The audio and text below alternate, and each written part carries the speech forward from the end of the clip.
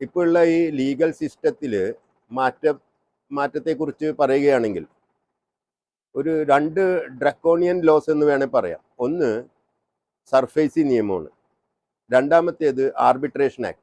നമുക്ക് നോക്കിയാൽ അത് വളരെ വലിയ ഇന്നോക്വസ് ആണ്, വലിയ ശല്യമില്ലാത്ത ആക്ടാണെന്ന് തോന്നാമെങ്കിലും അത് പാവപ്പെട്ട സാധാരണ ജനങ്ങളെ സംബന്ധിച്ച് വളരെ ദ്രോഹം ഉണ്ടാക്കുന്ന ഒരു നിയമമാണ്.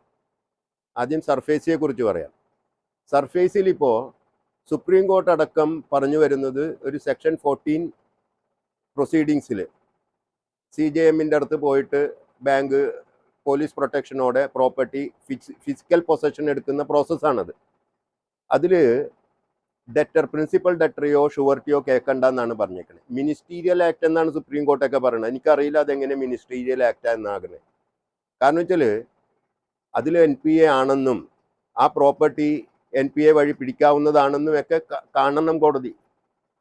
അത് എസ്റ്റാബ്ലിഷ് ചെയ്യണം. ഈ പറയുന്ന ആള് ആരാണോ, ഏത് ബാങ്കാണോ പറയുന്നത്, ഇത്ര റുപ്യ ഡ്യൂ ഉണ്ടെന്നുള്ളതും എസ്റ്റാബ്ലിഷ് ചെയ്യണം.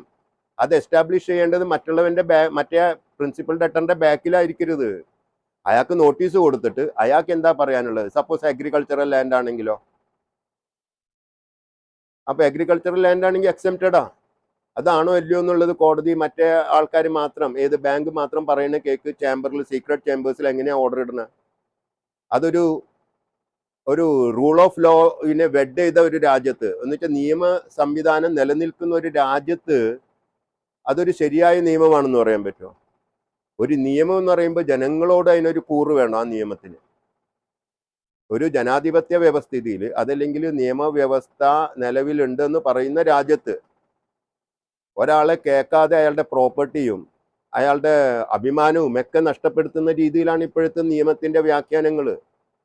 അത് ആ വ്യാഖ്യാനത്തിന്റെ കുഴപ്പമാണ്. എനിക്ക് തോന്നുന്നത് മിനിസ്റ്റീരിയൽ ആക്ട് എന്നാ പറഞ്ഞേക്കണം. എന്താണ് മിനിസ്റ്റീരിയൽ ആക്ട്?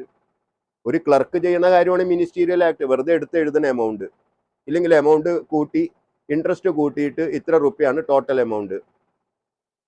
ഇത് മിനിസ്റ്റീരിയൽ ആക്ട് ആണോ? അല്ല. അഡ്മിനിസ്ട്രേറ്റീവ് ആക്ട് ആണോ? അല്ല. ക്വാസി ജുഡീഷ്യൽ ആണ്. Even administrative act which is having civil consequence. അങ്ങനെയാണെന്നുണ്ടെങ്കിൽ അത് നാച്ചുറൽ ജസ്റ്റിസ് കംപ്ലൈ ചെയ്യണമെന്നാണ്.